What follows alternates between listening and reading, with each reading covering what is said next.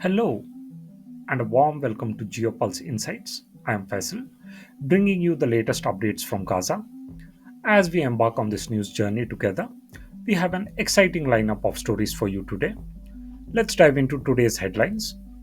Today, Hamas spokesperson Abu Obaida asserted that despite Israel's continuous airstrikes and artillery fire, Palestinian resistance fighters are still actively engaging Israeli forces. They are inflicting casualties and destroying military vehicles. The al-Qassam Brigades said that its fighters targeted an Israeli force fortified inside a house in the Shuja'iyya neighbourhood with a shell and directly clashed with them face to face. As more Israeli troops were sent to the site to evacuate the casualties, the Hamas fighters fired an anti personnel explosive device at them. In the Tal al-Ahwa neighborhood in the southwest of Gaza City, Hamas fighters managed to target another Israeli force fortified inside a house with a shell, killing and wounding several Israeli soldiers. An Israeli soldier was directly hit by a Hamas sniper in the industrial area of the Tal al-Hawa neighborhood.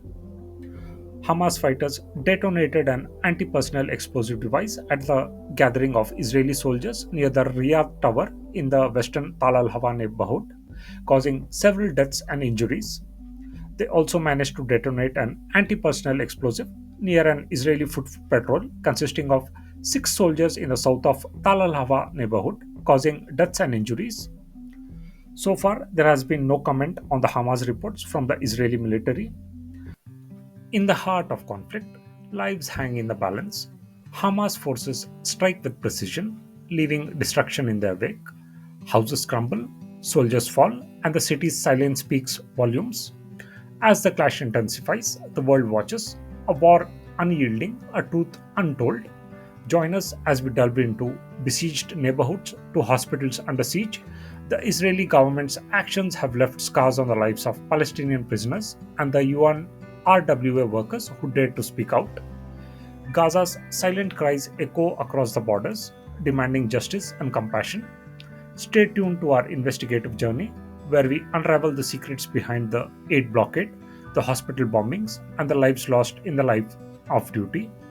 Brace yourself for a story that transcends borders, a story of resilience, courage, and the fight for humanity. Hang around till the end of this video and don't forget to hit that subscribe button.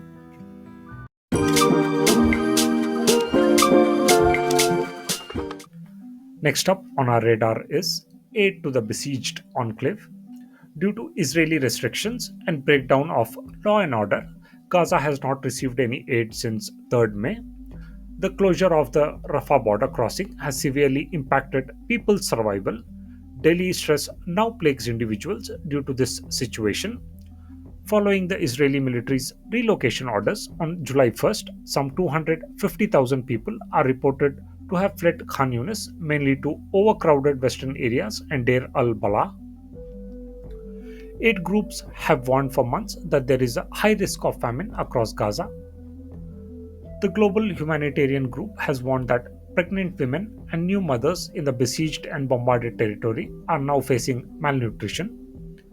After 9 months of crisis, the situation is dire and urgent aid is crucial for Gaza.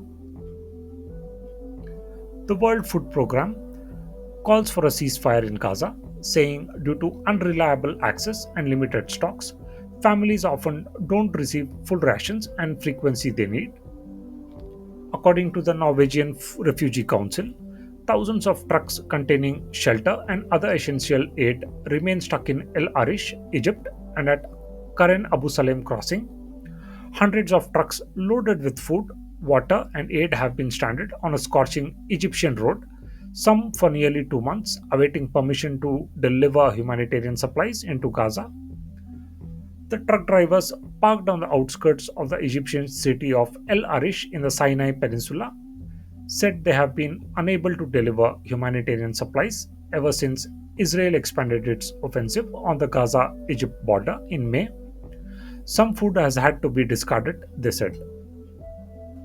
Continuing our coverage, today Israeli forces have arrested at least 30 Palestinians from the occupied West Bank, including children and former prisoners, according to the Palestinian Prisoners Society.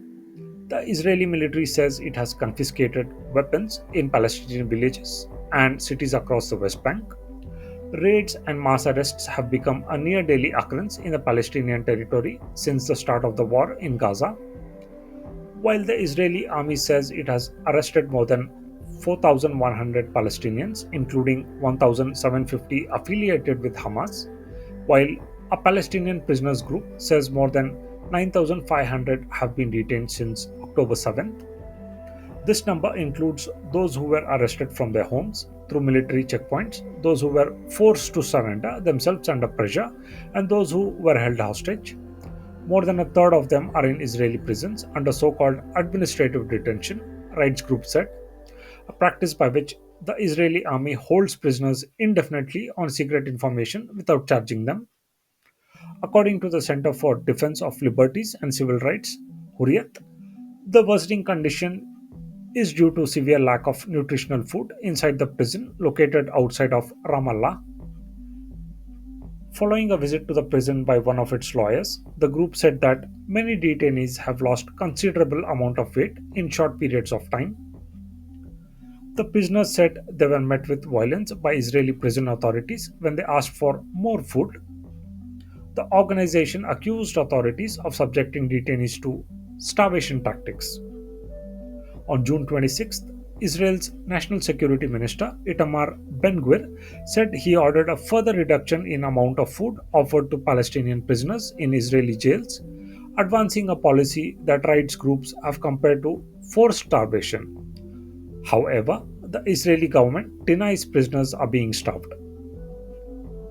Turning our attention to next update, at least 196 UNRWA workers have been killed in Gaza since the start of Israel's war, according to the UN Agency for Palestinian Refugees. Commissioner General Philip Lazzarini said more than 50% of agency's institutions have been destroyed and more than 500 people have been killed trying to seek refuge in these UN institutions. At least 16 people were killed and 75 wounded in an Israeli strike on an UNRWA run school on Saturday in Gaza City. Six journalists have also been killed this week. The Palestinian Journalist Syndicate says that three of the journalists were killed by direct Israeli missile attacks on their homes. The fourth was killed after being targeted by an Israeli drone, and a fifth was killed by Israeli missile shrapnel. The sixth died because of lack of medicine and treatment due to closure of crossings by Israel. The report also said that the Israeli army and settlers committed 127 violations in targeting of journalists in Gaza and the occupied West Bank. Continuing our coverage, we find the Dean of St. George's College in Jerusalem says he received information that Al-Ahli Arab Hospital was hit by two missiles overnight. The Episcopal Church of Jerusalem and the Middle East had protested the closure of Al-Ahli Arab Anglican Hospital in Gaza City as a result of the evacuation of several residential districts ordered by the Israeli military. On Sunday evening, a large amount of firing from drones had occurred in the immediate vicinity of the hospital.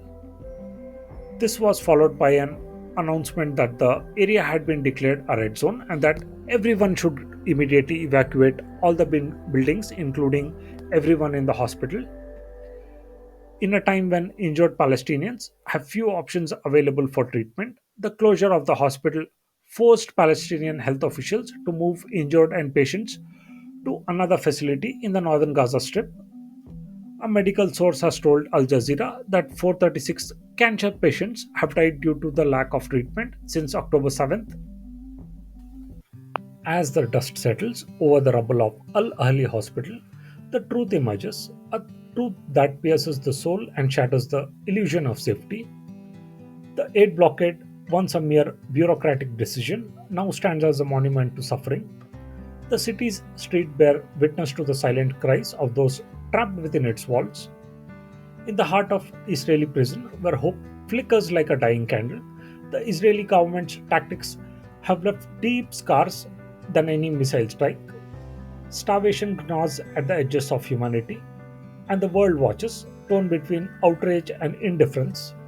The fallen journalists and UNRWA workers, martyrs to truth, remind us that silence is not an option. The ink stained hands reach beyond the grave, urging us to break the chains of complacency.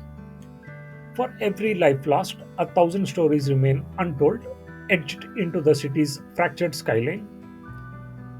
As we close this chapter, let us remember that Gaza's fate lies not in aid shipments or political negotiations, but in our collective conscience. Will we turn away, numbed by statistics and geopolitical chess, or will we rise, fueled by empathy, demanding justice for the voiceless? The truth about Gaza is etched in blood and ink, waiting for us to read between the headlines. Stay informed and engaged in the latest developments in current affairs and international relations. Subscribe to our channel, post your comments, and join the conversation.